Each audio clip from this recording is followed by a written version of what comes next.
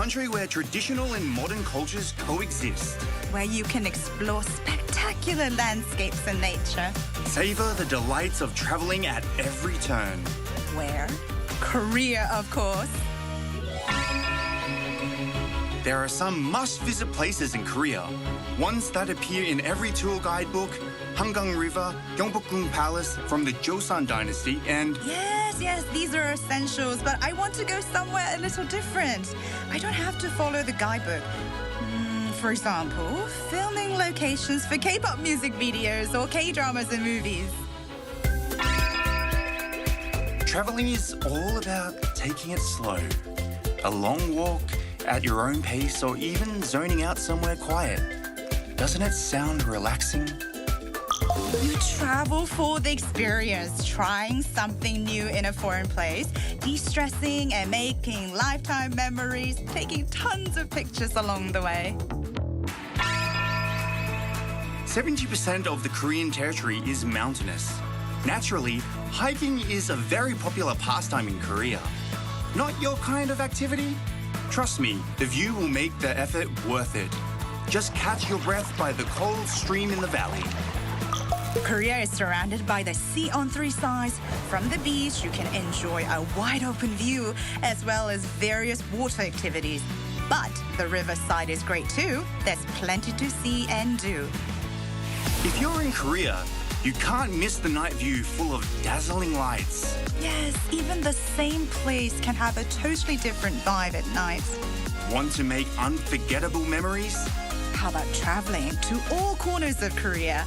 Join us next time to explore more about Korean culture.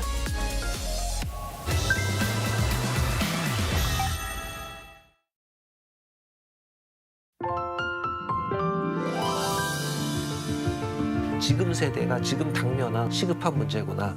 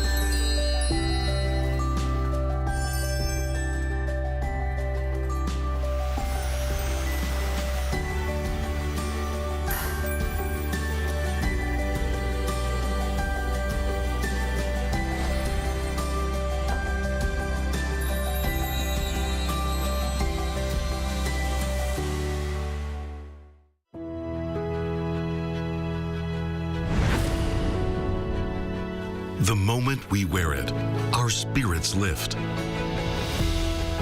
It helps us grow strong in body and in mind. As we wear it, we learn patience and respect. The belt system motivates students to strive harder and continue growing. This uniform shapes movement into grace and turns performance into something thrilling. Now, embraced around the world, Taekwondo shares our culture, philosophy, and values with pride and spirit. Though it may seem simple, this uniform holds your passion and your journey. It belongs to Taekwondo. Wear the extraordinary. Be with Taekwondo.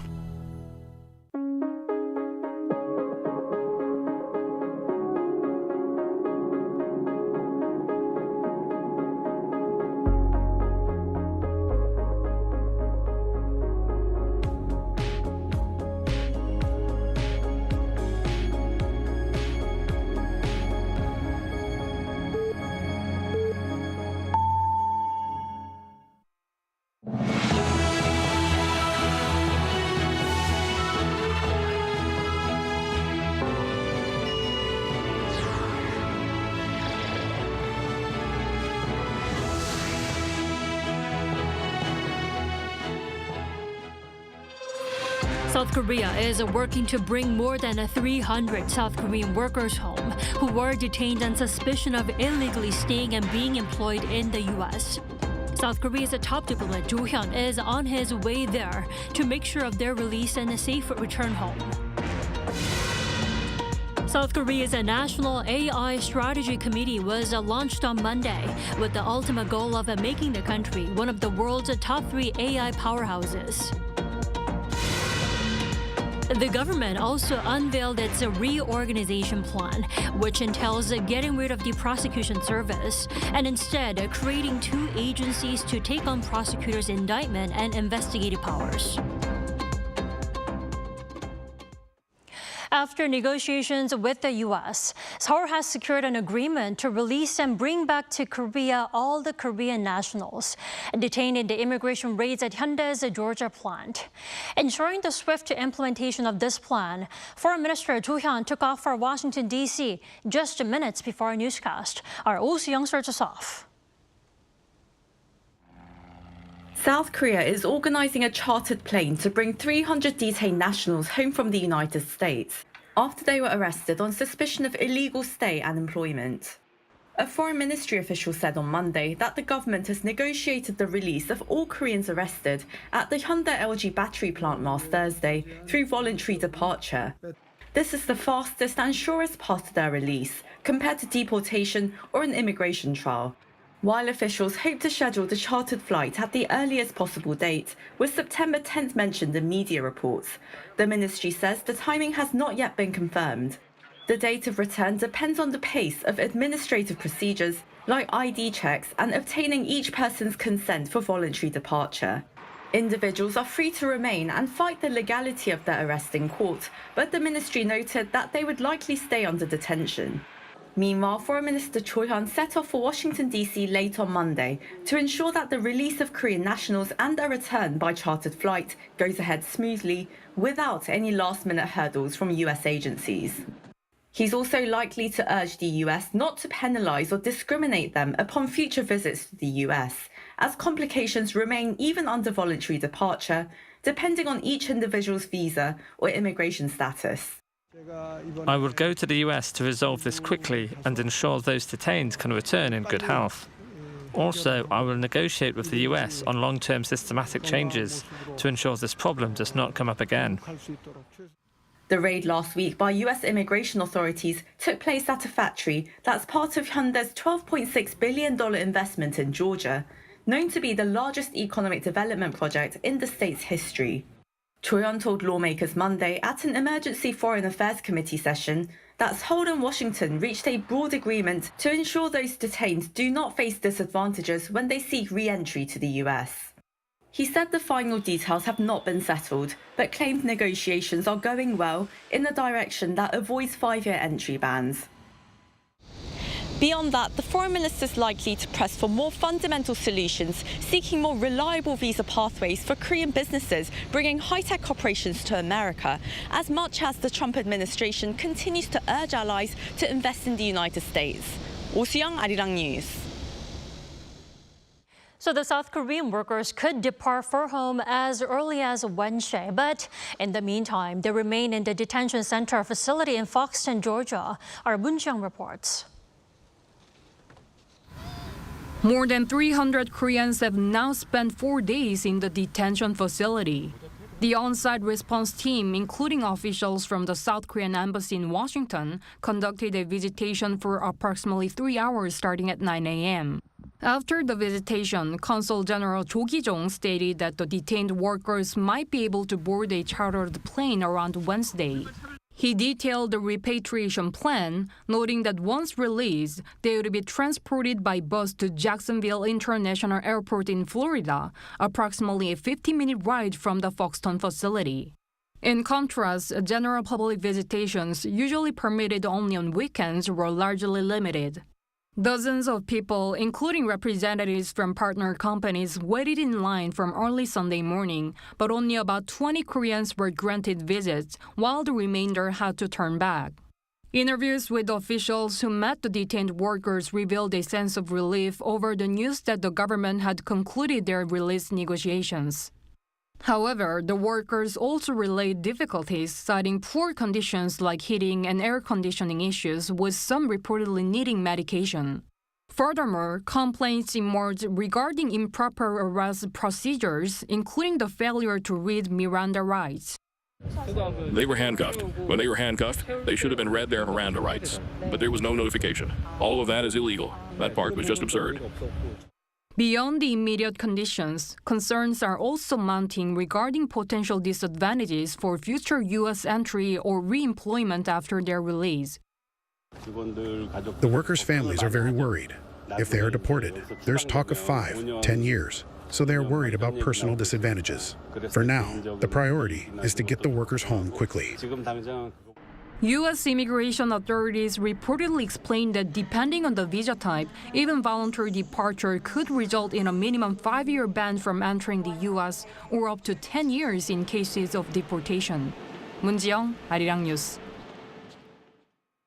Now, despite the recent drama involving South Korean workers, U.S. President Donald Trump reassured that the turmoil will not affect South Korea-U.S. relations. In fact, calling their ties great. Our Park Hyo-bin tells us more. U.S. President Donald Trump has downplayed concerns that the detention of more than 300 unauthorized South Korean workers at a Hyundai plant in the state of Georgia could strain relations between Seoul and Washington. Speaking to reporters on Sunday local time, Trump was asked if incident might cause tensions between the two allies, and he said the relationship between the two countries is great. We have a great relationship with South Korea, really good relationship.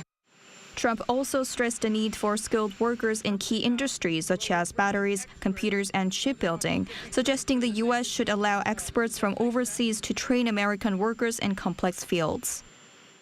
We have a lot of industries that we don't have anymore, and we're going to have to train people. And the way you train people is bring people in that know what they're doing and let them stay for a little while and help. In a post on his Truth Social account on the same day, Trump reiterated that foreign companies must abide by U.S. immigration law, but also pledged to ease obstacles that make it difficult for them to bring in their own staff.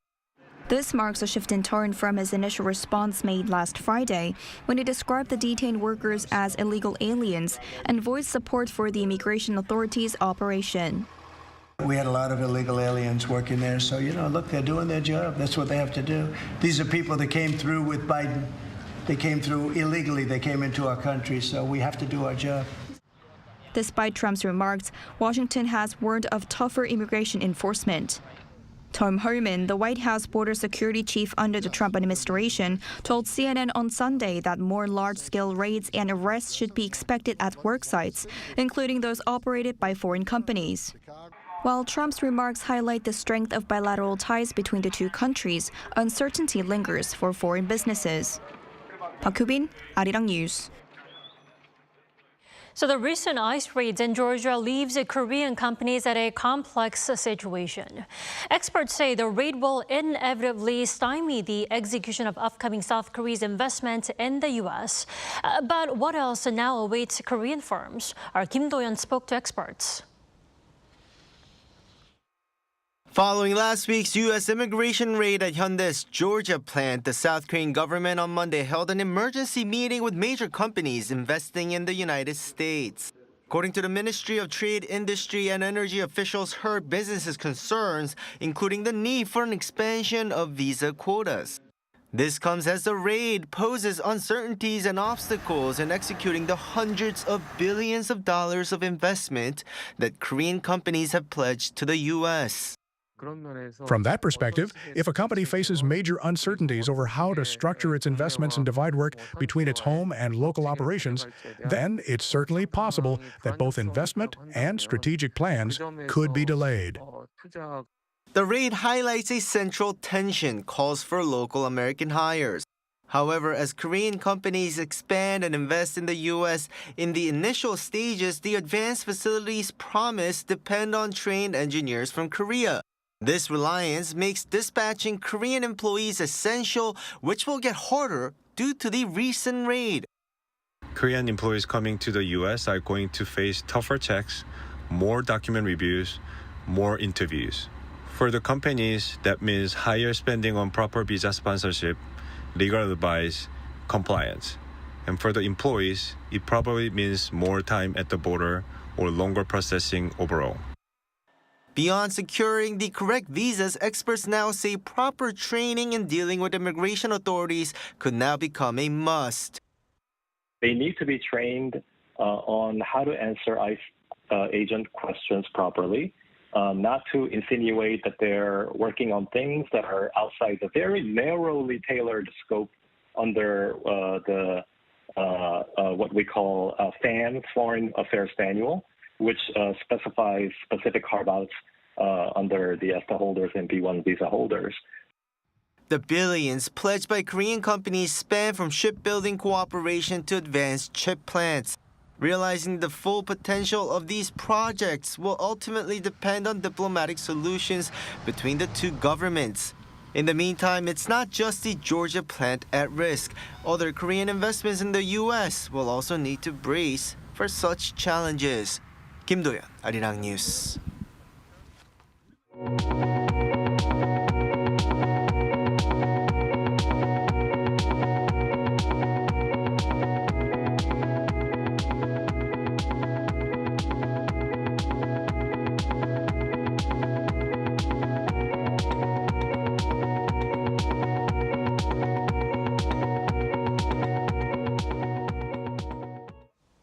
The nation launched an AI strategy committee today with the growing need to build infrastructure and rules for the emerging technology. Now, with that, President Lee Jae-myung called AI key to the nation's survival. Correspondent Yoon Jung-min reports. Cutting-edge technology, such as AI, amounts to national power. That was President Lee Jae-myung as he spoke at the launching ceremony of the National AI Strategy Committee in Seoul with the aim of transforming the country into one of the top 3 global AI powerhouses. 국가 경쟁력과 미래 번영을 좌우하는 핵심 동력으로서 AI 같은 첨단 기술은 국력이자 경제력이고 곧 안보 역량이기도 합니다. 우리 대한민국의 미래를 결정할 핵심 생존 전략입니다. President Lee noted that the nation stands at an inflection point that will determine whether it becomes a pioneer, enjoying opportunities, or a follower lagging behind. He set forth directions where the nation's AI strategy is headed, raising AI accessibility, encouraging private sector engagement, overhauling AI-friendly rules and negative regulations, and seeking balanced regional growth along the way. 하나하나가 참으로 어렵고 힘든 과제들입니다. 우리가 함께 지혜를 모으고 힘을 모은다면 세계를 선도하는 AI 3대 강국의 비전도 충분히 실현할 수 있다고 확신합니다. The AI Strategy Committee was launched on Monday as the nation's AI policy control tower, with the president assuming the role of its chair. Under 8 subcommittees, more than 30 members from the private sector joined the body, along with over a dozen minister-level officials.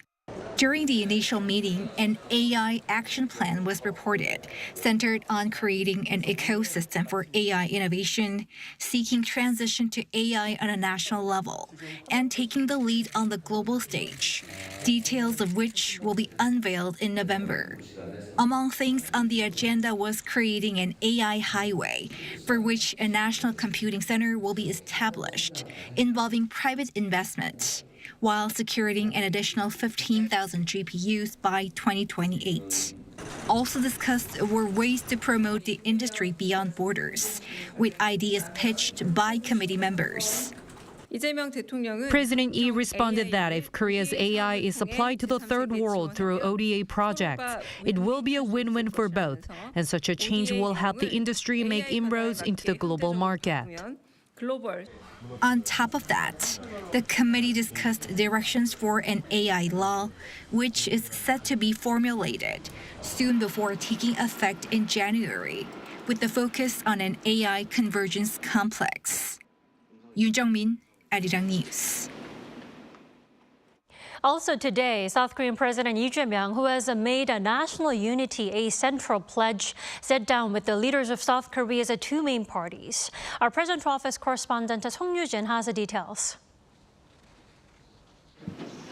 Standing side by side, President Lee Jae-myung and the chairman of South Korea's two major parties began their first ever meeting by joining hands in unity. On Monday, President Lee hosted Democratic Party leader Chung Chong-rae and People Power Party leader Jang Dong-hyuk for a lunch meeting at the Yongsan presidential office, reaffirming that national unity remains his top priority.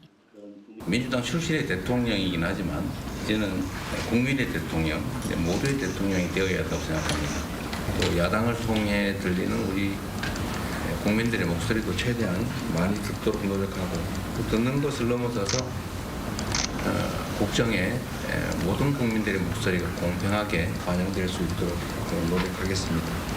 President Lee, who himself was an opposition leader under the previous administration, called for narrowing differences where possible while moving together on overlapping policy pledges. During the campaign, both parties had promised to strengthen the AI and semiconductor industries, ease burdens on small businesses, and expand renewable energy development. Though the DP and PPP remain divided on some key issues, such as the DP's push to expand the powers of ongoing special counsel investigations, both leaders agreed on the need for bipartisan cooperation. On diplomacy, security, and defense, the parties must put the national interest above partisan gains. I hope today's meeting leads to more constructive dialogue going forward. For the sake of the people's livelihoods and the economy, we ask the President to create and keep open a permanent channel of communication between the government, ruling and opposition parties. Through Monday's event, the president and the two parties agreed to create a consultative body on livelihood-related matters, with the details to be finalized later. Meanwhile, after the lunch meeting, President Lee held a one-on-one with Chairman Chang, who was elected to his post last month. Their talk centered on restoring cooperative politics, with Chang proposing measures on youth employment and capital gains tax adjustments, and President Lee responding that the government would review the suggestions positively. Eyes are now on whether the rival parties and the presidential office can actually turn their handshakes into genuine cooperation, at a time when South Korean politics is seen as deeply polarized. Song Yoo-jin, Arirang News. A government reorganization plan was finalized over the weekend, which includes abolishing the prosecutor's office. They aim to pass it at the National Assembly's plenary session this month. Political correspondent Shin Ha-young reports. The centerpiece of the Lee Jae-myung administration's government reorganization plan is prosecution reform. The plan was announced Sunday following a high-level meeting between the ruling Democratic Party, government, and presidential office. Under the plan, the prosecutor's office will be dismantled and replaced by two new agencies, one under the Justice Ministry handling indictments and another under the Interior Ministry handling investigations. Prosecution reform is one of the president's key pledges.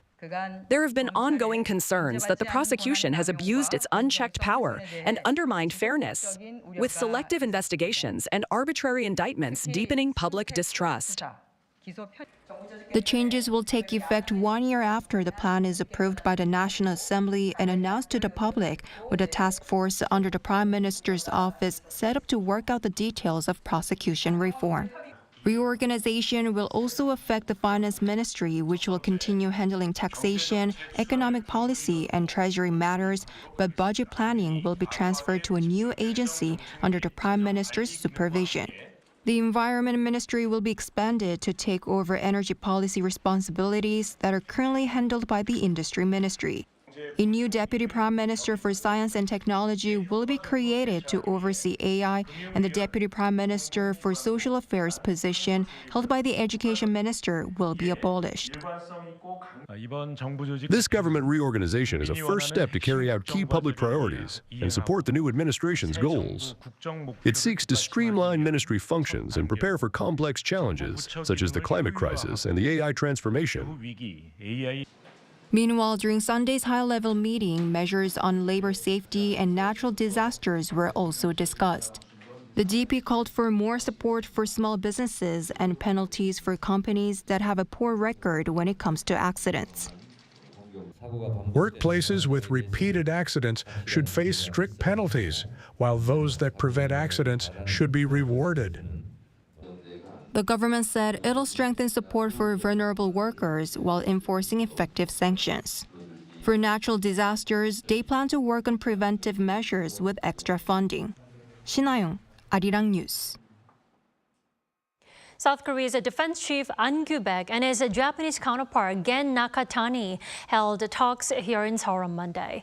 This is the first time in more than a year that the two countries' defense chiefs have met, and it's the first time in 10 years that a Japanese defense chief has come to Seoul for bilateral talks. Nakatani was in the South Korean capital for the annual Seoul Defense Dialogue Security Forum. The two defense ministers reaffirmed their commitment to complete denuclearization on the Korean peninsula and agreed to continue their trilateral cooperation with Washington in response to North Korea's nuclear and missile threats. They further agreed to increase cooperation in advanced technologies such as AI, unmanned systems, and space amid a rapidly changing security environment. In other news, museums or exhibitions often display digital immersive media art to engage with their audiences instead of the original artwork. Now, this company works on sharing Korean culture through its work of creating such digital media art. Our An Sung-jin shares their work. A tiger comes to life on a digital screen. The traditional painting has been reborn into a new form of storytelling. As technology evolves, heritage is no longer something that remains static to observers, but is transformed into immersive digital media, and that's what the studio works on, intending to further spread Korean culture and its heritage. The process often begins with high-resolution scans of the original artwork. From there, technical artists create an overall layout and add layered illustrations by focusing on the finer details like the tiger's intricate fur, whiskers, and movement. They create a digital skeleton that allows the tiger to open its mouth, crouch, or jump, all while retaining the quality of the original artwork. The most important aspect during our work is that we keep the feeling of the original artwork, like folk paintings, when transforming it to 3D. We work on finding a balance between creating a new immersive piece, but also retaining the original purpose of the work. The studio consults with curators and historians to ensure that the final animation is not only accurate, but that its storytelling also helps further share Korea's cultural heritage with the world. What the studio now works on is using its technology to also share different countries' traditions as well. Most cultural heritages can be seen flatly, but viewing something in 3 dimensions makes it more vivid. The part where we expand on the stories of these artworks becomes attractive, and that's also what draws visitors to hear the story. It goes beyond digitalizing traditional artworks. It shares culture globally and engages with the wider audience with these new eye-grabbing formats. An Sung-jin, Arirang News.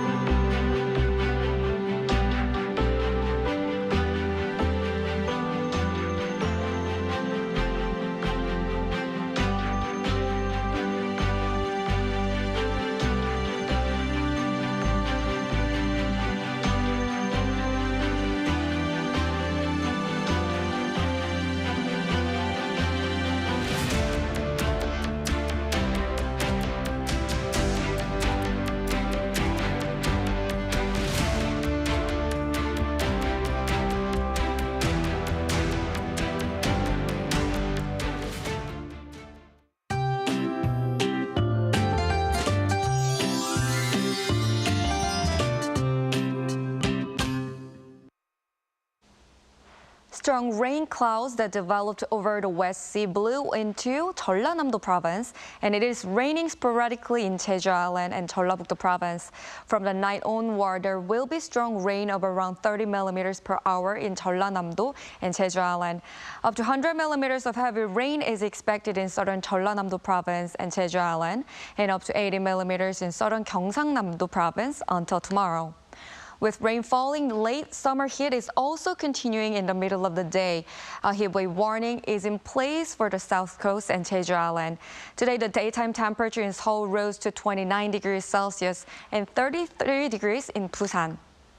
Morning temperatures will fall nationwide with Seoul and Daegu at 22 degrees, Chuncheon at 20 degrees. Highs will move back up to around 30 degrees all over the country. Rain is forecast again across the country over the weekend. That's all for Korea. Here are the weather conditions around the world.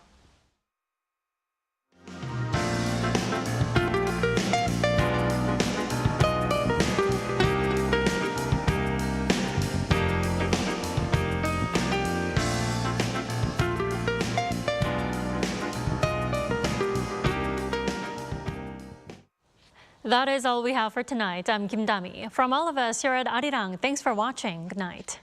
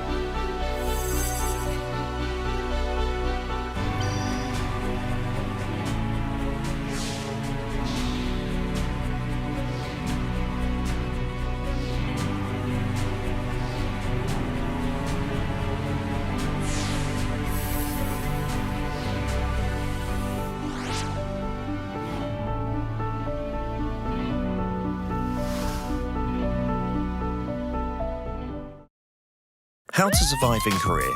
Workplace. Step 1. Lunchtime. The most important morning routine is to check today's menu. Food is essential for survival. Memorize today's menu. The highlight of office life. Lunchtime. Rice in the bottom left, soup in the bottom right. The top is for the sides. The sauce and the spoon go here. This is the basic layout, but it's a bit odd to switch rice and soup. When you're done, pour the leftovers into the soup bowl. It doesn't look that appetizing, so wait until others are done eating. Step 2. Neng, nep, nenep. These are the most used expressions at work. Choose the most appropriate form. Neng, nep, nenep. Remember that the formal ne can sound a bit stiff. Did you just say yes? Absolutely not acceptable. You want to find the right word for the right occasion. Step 3. Desteria. Desteria is the oasis in the desert. Show them your character. If you're not the diligent type, get a stooky plant. Work is tough. Laugh and the whole world laughs with you. Weep and you weep alone. Stay put, like the stooky that survives in the desert. Hang in there until the end. Of course, you can always quit. You matter more than anything else.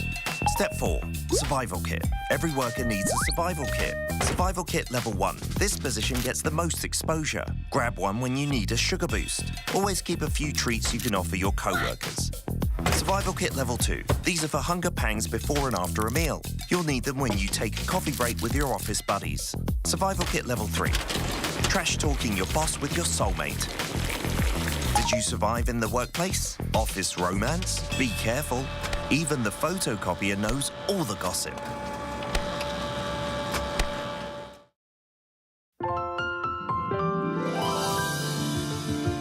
지금 세대가 지금 당면한 시급한 문제구나.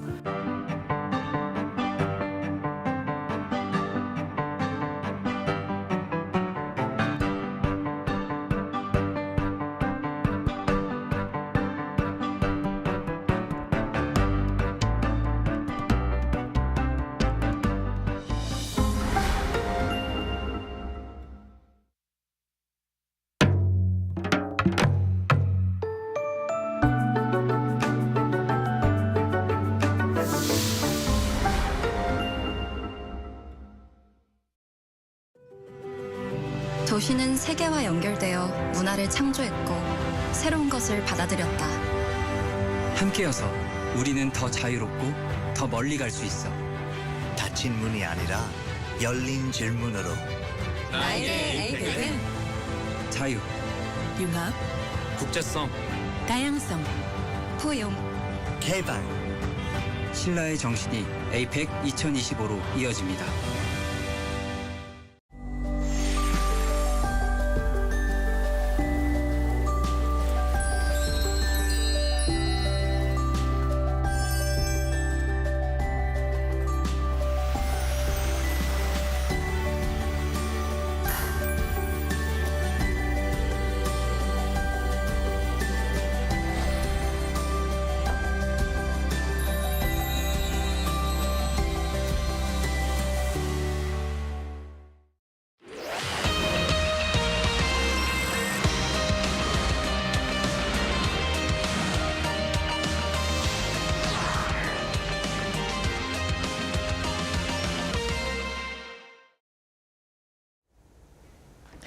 Welcome to Within the Frame, where we bring the most pressing issues across the globe into focus. I'm Kim Mo-gyan.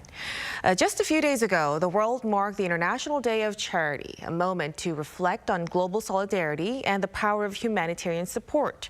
In Mongolia, where children face harsh winters, economic instability, and climate-driven disruption, that kind of support isn't optional, it's now essential.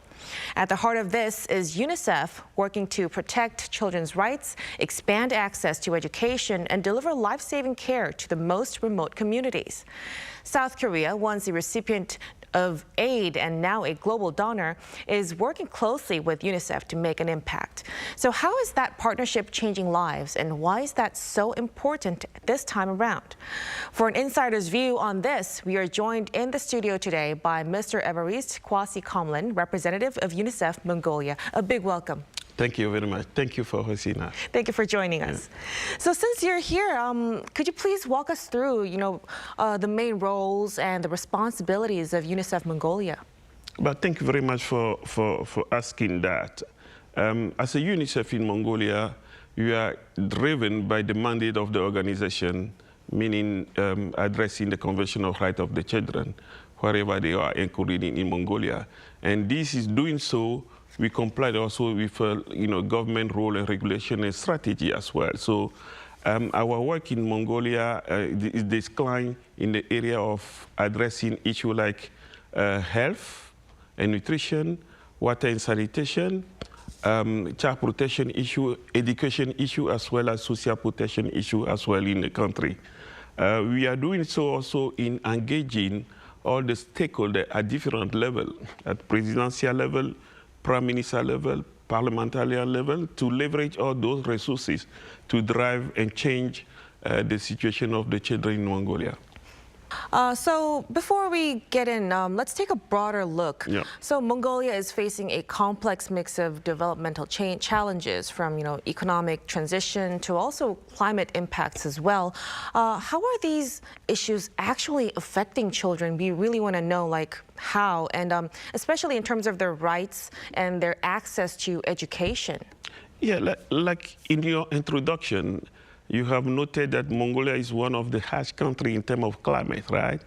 And we have many other factors affecting the life of children in Mongolia. I used to call them the three challenges that children are facing in Mongolia. The first one is air pollution. And then between November and April, we have this huge air pollution in many cities and a very small administrative unit as well.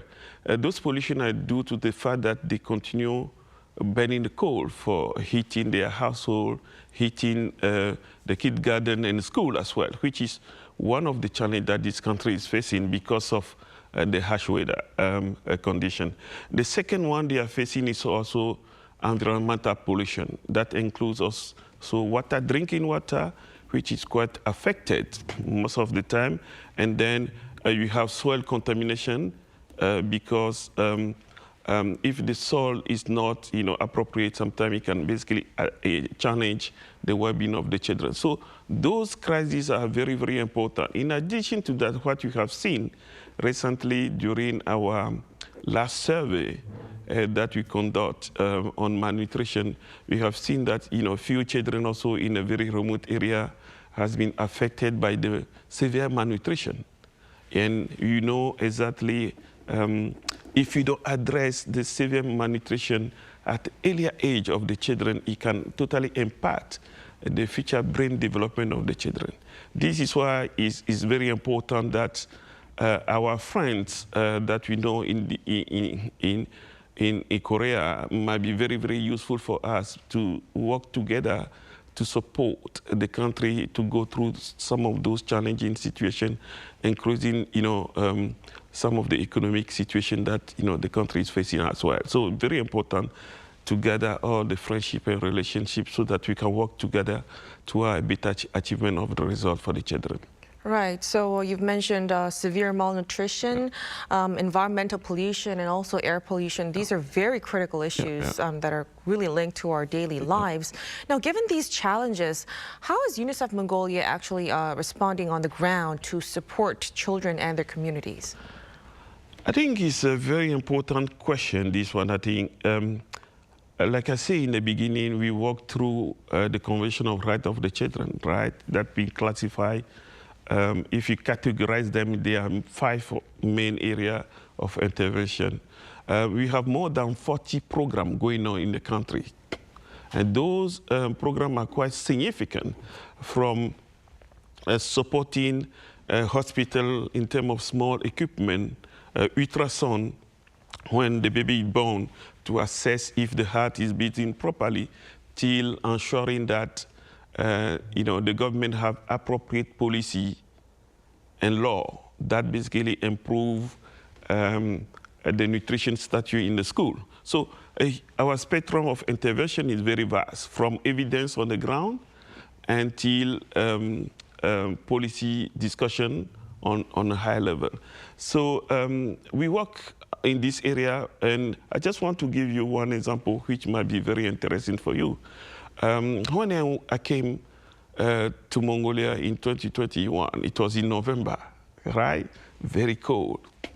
And we managed to have our place where we can stay. And I had the opportunity to visit the park, one of the parks in the middle of the city. And I can see there's a sun that day, and a few children are running out. And then, I noticed one of the children who was running with a very low capacity. His lung cannot basically breathe as other children. So this is the impact of air pollution in the life of those children that are born. Like, air pollution can reduce the capacity of your lung of functioning by 40%. So it's a severe situation. So those are the cases that we are working on very accurately, and try to make sure that we can reduce air pollution by developing innovative technology that can help family and people living in a skirt around the city, so that they can have a proper indoor air quality.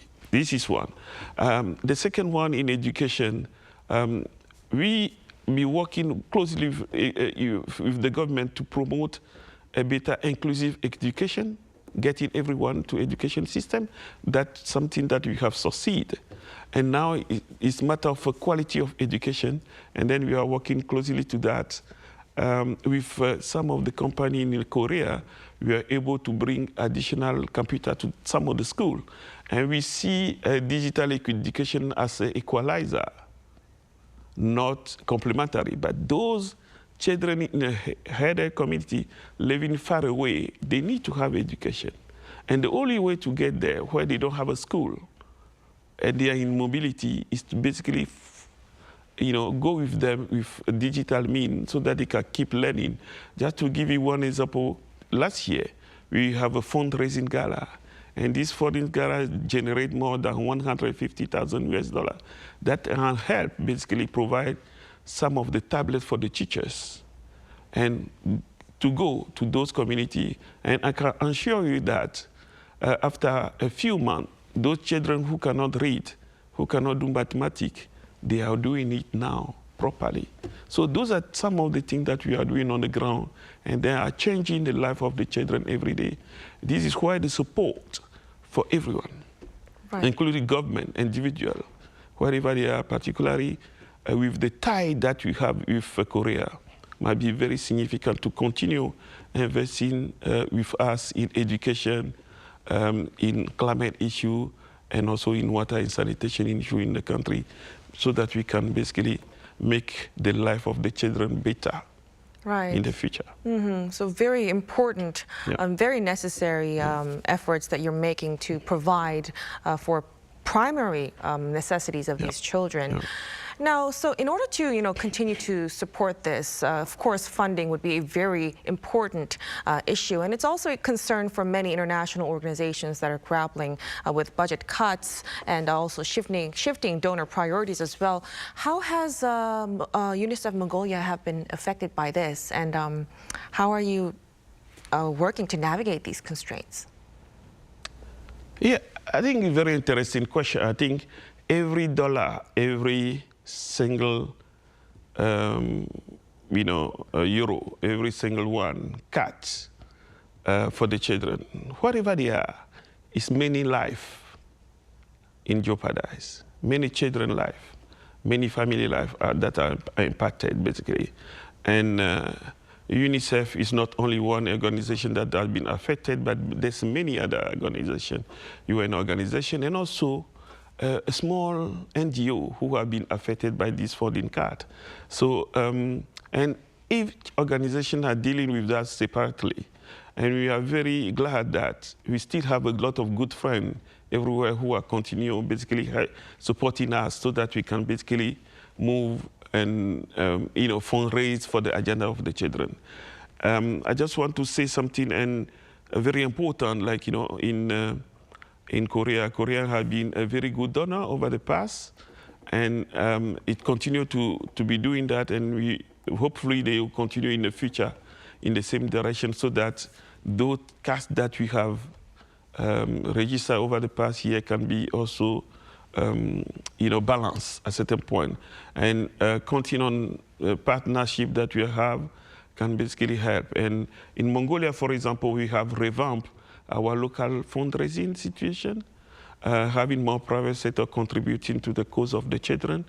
We will be organizing very shortly one of the big fundraising gala to address some of the imminent issue related to the children in Mongolia. So different initiatives that are going on that trying basically to bring additional resources together and to change the life of those children who are affected. Right. So let's hope these stories could touch the hearts of many other people who are watching as well. But in light of that, could you also point for us, why is it really so important for the international community to, and also countries like South Korea in particular, to prioritize and support Mongolian children? Well, the whole story of South Korea is very unique, right? It has been a recipient of aid in the past. And I love their commitment that they want to give back, which is very, touching, basically. But, it's totally different on the other side, where some of the country might not be thinking like this, but Korea is very particular. South Korea is very particular. They want to give back, and we respect that. And also, we do appreciate that. And this commitment is something that we will value a lot. And I think that in the new area, there's some of the area might be important that we can work together with the Korea. The technology, for example, is one of the area might be very, very important to work together. AI, artificial intelligence in education system, technology in the water and sanitation sector, climate technologies, air pollution technology. There's a lot of area where we can have a deep dive and see how we can also bring that can change those landscape in the country and develop a system, long-lasting system, including private public partnership in Mongolia that can basically drive the agenda for the children and for their future. So we do believe, we are very close. It's only 3-hour flight from Ulaanbaatar, Seoul. We do believe that, bringing a critical mass of, entrepreneur, student, engineer, and then, have this kind of reflection. This is why I had this opportunity to meet some of the MPs, Member of Parliament here in Korea, and they are very enthusiastic about the idea to continue supporting in this direction. And some of the university also, they are very keen to support us, having internship, send some of the students to know more about our program in Mongolia and how they can also come and support us in terms of voluntary work. So my visit has this objective also to tighten those kind of relationships that you have and create a new one for the future and the benefit for the children in Mongolia as well. Of course. Now that you've mentioned, South Korea turning from a recipient to a donor in 1994, could you also tell us about South Korea's efforts and contributions since then? How have the government and its people contributed to UNICEF's mission since then? Well, South Korea has contributed in many ways, right? And it has been a long-standing partner for UNICEF. And it has been always growing investment and contribution to UNICEF, which we have always appreciated. And I just want to give you one example in Mongolia, which is climate smart water and sanitation program that was initiated in 2018. This is, I would say, this is a quality investment that KOICA has made through UNICEF, and then can heal in a different innovative approach. And I will tell you, one is more something called smart water kiosks. In the whole water distribution system, where the water supply system stops, there's no pipe, but people are behind, they need to have water, right? And then there's a kiosk there before, and that operate in a very short period of time. So through this investment that KOICA made, we are able to develop a smart water kiosk where people can go 24 hours a day and then use the card and then have water for 24 hours a day, and then it's quite available. The second innovation that we have had in this program is a sanitation facility in the schools, where there's no sanitation facility. We brought them in, have a better sanitation treatment unit available, and also making sure that, we have a capacity in each of those localities where we will be intervening to operate a maintenance system, which is good. We build also some of the wastewater treatment plant through this grant. So it has reached more than 33,000 people, reached 78 kindergarten, and then more households have benefited from this program, and we are very proud of that. And our expectation is that, bring more support in this kind, because at the end of the day, it's not only those small children or UNICEF benefited, it's more the leveraging that this has created, because the technology and the outcome that we have through this program has been used by many other organizations and private sector. So which is very unique. And it translates in terms of some of the policy change, in terms of technology use as well. So we have been very grateful for the support of KOICA in Mongolia. Well, those examples really actually show how actual change happens through these kinds of support. So looking ahead, South Korea actually elected its new administration, the Lee Jae-myung administration, past June. What are your hopes and expectations for this new administration to, further support child-focused programs in Mongolia? I'm very happy also to have this conversation with some of the members of the parliament today who are quite committed to the agenda of the children, right? Because, there's a slogan who says in Mongolia, we need to say yes to all the children. I think all those parliamentarians I met this morning, they say yes to the children, not the children in South Korea, but also in children elsewhere in the world. And I presume that the contribution that has been in place for many years and will stand and then continue. This is our our expectation, and also maybe increase as well, because those who say yes to the children and they look at their future differently. And I hope that all the MPs and the government people here will look at the children agenda differently. And this is our hope, and we hope that they will continue. I was very happy to see in one of the MP rules say how there's a slogan say the love comes from your heart, right? This is a very powerful message, and I want all those policymakers, lawmakers to have the same line, the love come from their heart for the children. And that might be very powerful, and this is my expectation for the new government here. Right. The phrase that you've mentioned, saying yes to all the children, it really struck me as a mom also. So I think it would also not only just change the future of the children, but also help shape the next society as well. Now, finally, before we let you go, you shared with us a lot of stories that UNICEF has made, but you've been there for 15 years, over 15 years, I believe. So across that period, when looking back, what has been the most meaningful or memorable moment in your career so far? Whoa. I think it's very interesting. I think one thing that is good for UNICEF, we sleep and wake up with the purpose, which is serving the children, right?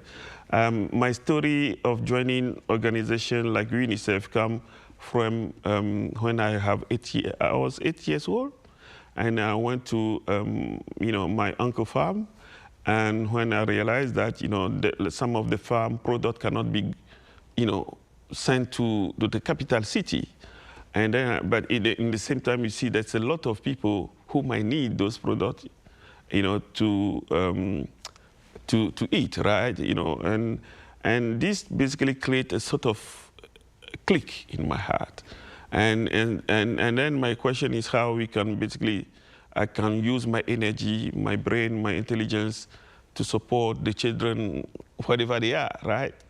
And this has been my passion in the beginning, and then I went through the education system to be water engineer, and later on went to the leadership school, basically with the aim to do that. And UNICEF offered this opportunity where you can basically operationally, your passion, for the agenda of the children. So I've been in the different places working with UNICEF. One, I started in Madagascar, which was a very nice country, and then New York later on, and then Bangkok, and Mongolia now. I think each of those countries offer a very totally different perspective on how you can support.